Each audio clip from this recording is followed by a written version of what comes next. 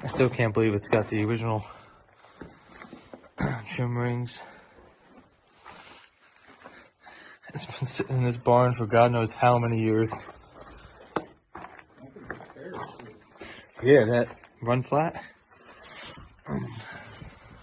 This car's got the original 8,000 RPM, 4-speed, Calypso Coral, 16 options from the factory. I'll include the Marty report.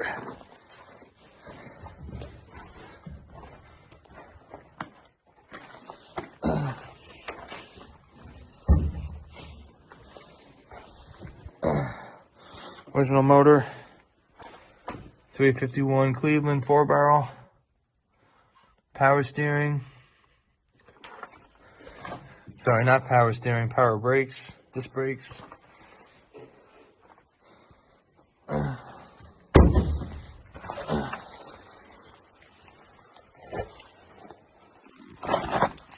can't get under the car right now, but the floorboards, frame rails, excellent condition.